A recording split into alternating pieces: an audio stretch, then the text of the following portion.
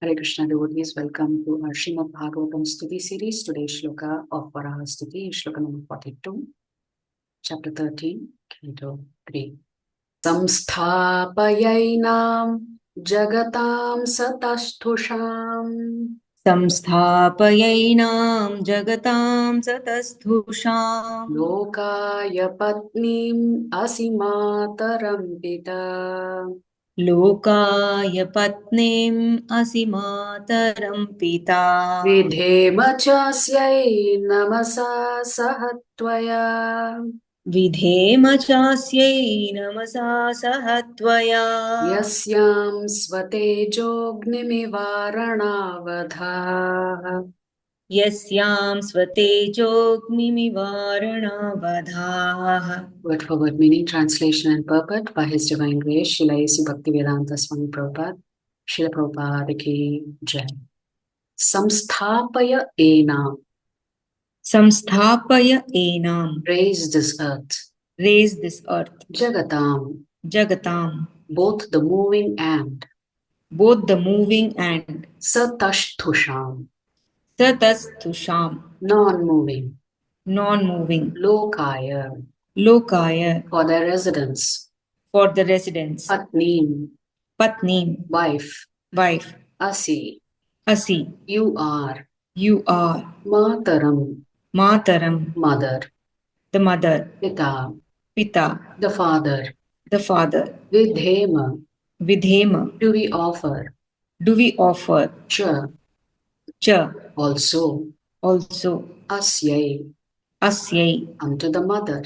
unto the mother. Namasa. Namasa, With all obeisances. with all obeisances. Saha. Saha, Along with. along with. Tvaya. Tvaya, With you. with you. Yasyam. Yasyam, In whom. in whom. Swatejaha. Swatejaha, By your own potency. by your own potency. Agnim. Agnim, Fire. fire. Eva. Eva, Likened. likened. Aranav.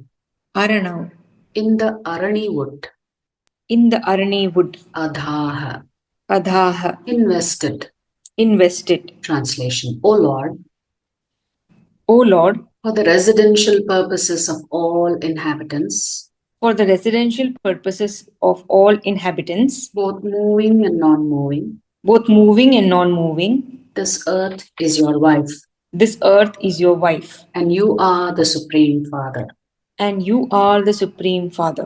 We offer our respectful obeisances unto you, We offer our respectful obeisances unto you, along with Mother Earth, along with Mother Earth, in whom you have invested your own potency, in whom you have invested your own potency, just as an expert sacrificer puts Just- fire in the Arani wood.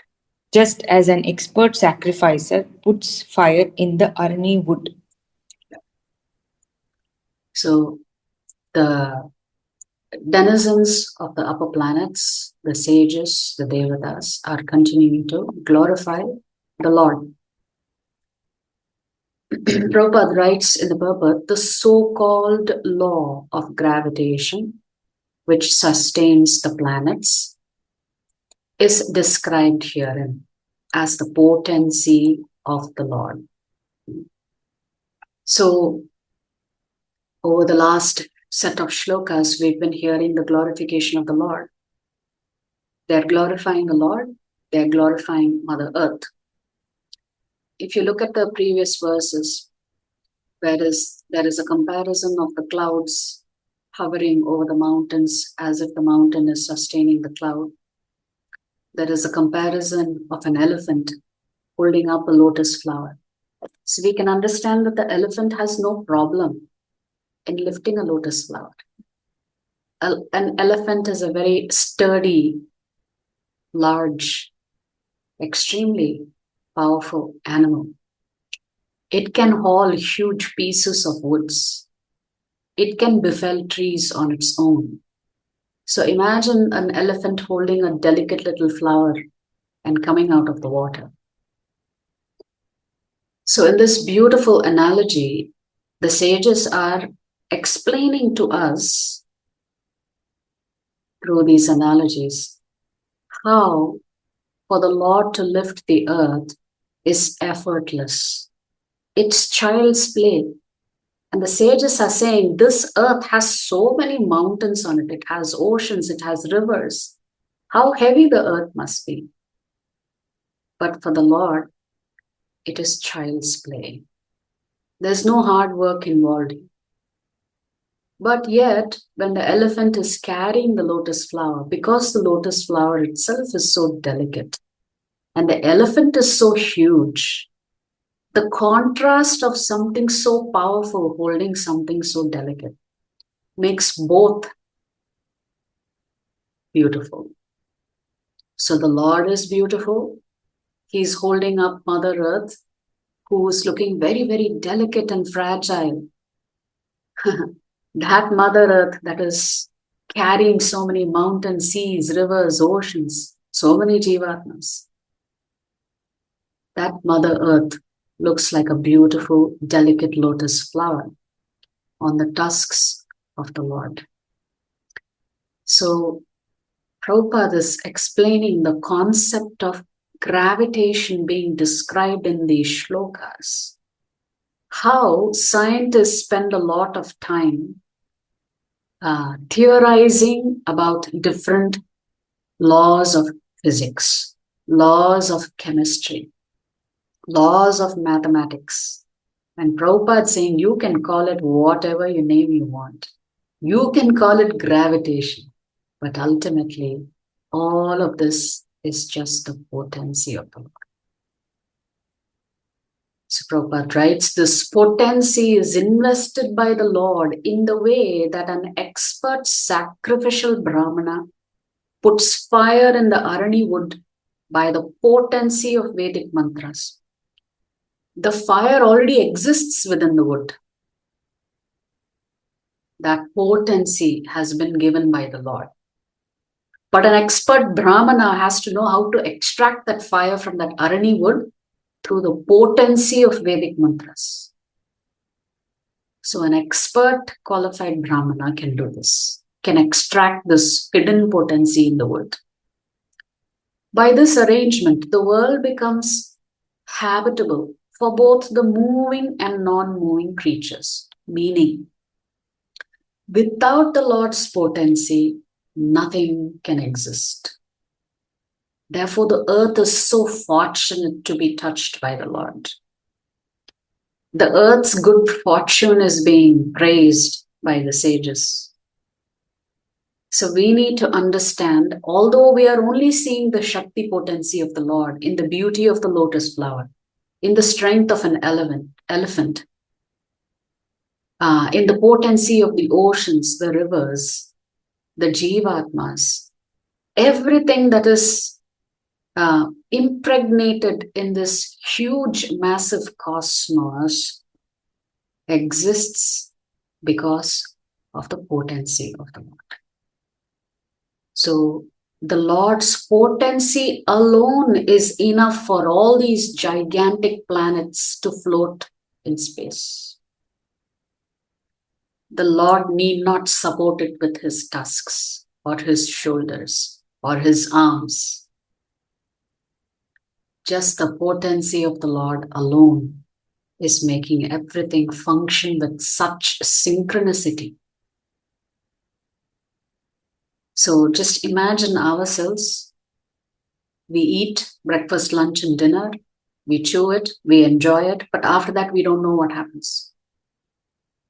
How everything is processed, which canal it is in, how the food is moving from one part of the body to the other, how the energy is being extracted, how life is being sustained within your body, and after everything is done, how the waste also comes out of your body. Our human body is the most complicated factory that the Lord has created. But we take things for granted. We do not know anything about how everything operates in this universe. Actually, it is the potency of the Lord. Yes, the Lord says in the 11th chapter of the Bhagavad Gita that The power of the digestive fire comes from him. The breath, inward and outward breath, comes from him. So therefore, Prabhupada is writing, by this arrangement, that is the Lord's potency, the world becomes habitable for both the moving and non-moving creatures. The conditioned souls who are residents of the material world are put in the womb of Mother Earth in the same way the seed of a child is put by the father in the womb of the mother. The mother cannot produce the child on her own. Therefore, Krishna says in the Bhagavad Gita, Aham bija pradav pita. He is the seed-giving father for everything. So just like a husband would impregnate his wife, the Lord impregnates Prakriti with all kinds of jivatmas. This conception of the Lord and the earth as father and mother is explained in Bhagavad Gita 14.4. In this 14.4 shloka, the Lord is telling Arjuna, Sarva yonishu kaunteya murtaya sambhavantiyaha tasam brahma mahadyoni aham bija pradav pita. The translation to the shloka written by Prabhupada is, it should be understood that all species of life, O son of Kunti, are made possible by birth in this material nature, and that I am the seed-giving father. Conditioned souls are devoted to the motherland in which they take their birth, but they do not know their father. So Prabhupada is explaining, there's such a deep meaning in this sentence. We appreciate our motherland, Bharatavarsha, Bhumi Devi, but we forget the father who is sustaining everything. The father is sustaining the mother too. So Prabhupada is saying, as conditioned souls, we get absorbed in being nationalists. Simply because we've taken birth on a certain piece of land on this earthly planet, but they do not know their father. The mother is not independent in producing children. Similarly, material nature cannot produce living creatures unless in contact with the Supreme Father, the Supreme Personality of God. If we have to understand this statement from a material perspective, the father and mother is Durga Devi and Lord Shiva. If you understand this statement from a spiritual perspective, the ultimate father and mother is Shri Radha Krishna. Srimad Bhagavatam teaches us to offer obeisances unto the mother along with the father, the Supreme Lord, because it is the father only who impregnates the mother with all energies for the sustenance and maintenance of all living beings, both moving and non-moving. So when we offer obeisances, we should offer obeisances to our mother and father together. So it should not be we worship only the mother and forget the father. So in Gaudiya Vaishnava tradition, we worship Shri Radha Krishna and the combined incarnation of Shri Radha Krishna as Shri Chaitanya Mahaprabhu.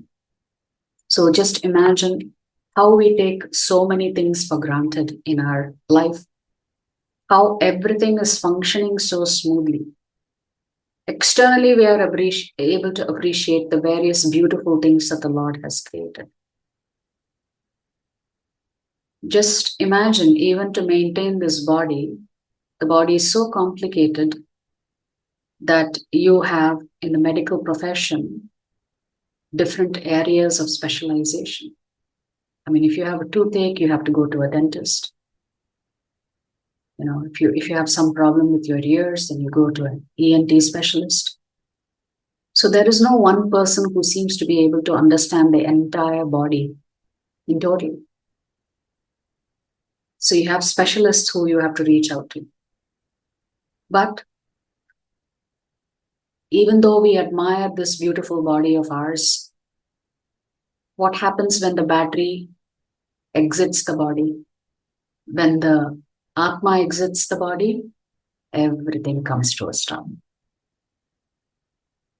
So just as the Atma, along with Paramatma, within each Jivatma, is actually sustaining all of these activities, similarly, the entire cosmos is being sustained because the Lord has entered into the cosmos through his potency. So it is the Lord's potency that we understand to be Prakriti or Durga Devi that is sustaining everything. So the earth, the sages are saying, is looking so beautiful because of your potency. There is no possibility of life on this earth without the Lord's potency. So the gravitational force is also simply another potency of the Lord. So every law that ever exists that the scientists have discovered so far, it is all simply the potency of the Lord. So Krishna's devotees see these various potencies of the Lord externally and they experience bliss because they understand that Krishna is behind all of this. How merciful is the Lord that even though we deny his existence, still the Lord is supplying everything to us. So we are happy to run away from the Lord, to reject the Lord, to deny the Lord. Still the Lord has arranged everything for us. We keep denying him, but the Lord keeps giving. You know, there is a statement, we get, and forget the Lord. The Lord gives, and forgives the Jivatmas again and again. So in Ishopanishad, there is that famous words, Om Purnamadam Purnamidaf Purnat Purnamudachyate. Purnam, the world is perfectly complete. If you want to deny the Lord is sustaining you. If you want to go back to the Lord has also made arrangements for you to return back to him safely. So the potency of the Lord is in the precision that we see with everything that operates around us. So how can we say, when everything is working like clockwork, Prabhupada says, the sun does its duty out of fear of the Lord. There is a statement like this in Srimad Bhagavatam. So how can we say that the Lord does not exist, that there is a order creator and an order maker behind everything? If you just look at the complicated aspect of an airport, how many flights are simultaneously in the air? In such a complicated process to keep everything functioning properly. A little bit of negligence on one person's part and it will lead to disaster. That means all of the Lord's servants who are maintaining everything on his behalf and for his pleasure, they are doing it with such precision, with such dedication. Because if they neglect their duty even a millisecond, there will be disaster on this planet Earth and in this cosmos. So everything is being perfectly monitored, perfectly being taken care of. Prabhupada says, how is it that the moment the child comes out, the milk has come into the mother? Everything is being arranged. The food, while the child is inside the womb, Lord has arranged for it. The minute it comes out of the womb, the Lord has arranged for that too. All the mother has to do is eat. Everything else is taken care of. So who is making all these arrangements? That is what Prabhupada is saying. I mean, we think, oh wow, so many different laws science has discovered. Prabhupada is saying those laws are nothing but the potency of the Lord. Therefore, the devotees should feel blissful. As the sages are feeling blissful, observing all of this. And when you're blissful, you will be glorifying the Lord. So they are just thinking of the Lord's various potencies.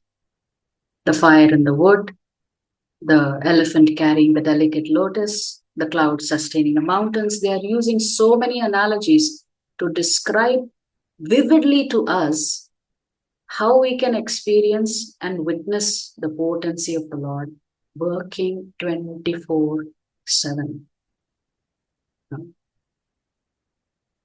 So the Lord says in the Bhagavad Gita 9th chapter, 10th shloka, Maya dhyakshena prakritihi Suyate sacharacharam hetunanena kaunteya jagat viparivartate. This material nature, Krishna is telling Arjuna, which is one of my energies, is working under my direction, O son of Kunti, producing all moving and non-moving beings. Under its rule, this manifestation is created and annihilated again and again. Therefore, the proper way of worshipping the Lord is to worship the Lord along with his internal potency. Specifically, the Gaudiya Vaishnavas are worshipping the Lord's internal pleasure potency along with him. We should not worship only the Shakti potency of the Lord, because that is disregarding the Shakta himself. So both the Shakta and Shakti are worshipped in Vaishnava Parampara. In the Sri Vaishnava Parampara, they worship the Lord as Shri Lakshmi Narayana in a mood of awe and reverence. So there is two ways of worshipping the Lord along with his consort. One is called Swakiya, the other one is called Parakiya. So all of the other Vaishnavas are worshipping the Lord in a Swakiya Bhav, where the Lord is quote unquote married to Lakshmi Devi.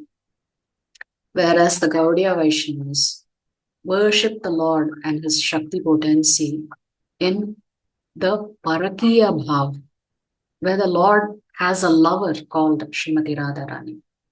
So that's just the two different ways broadly of worshipping the Lord.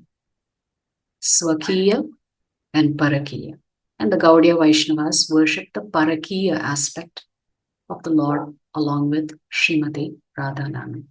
So here the sages are glorifying the earth, who is Bhudevi, the Lord's consort, and that he is the Supreme Father. Because of that, they are offering obeisances to him again and again. If you like our videos, please subscribe to our channel and turn on the bell notification. If you'd like to join our classes every day, please check the details in the description section of this video. We look forward to serving you.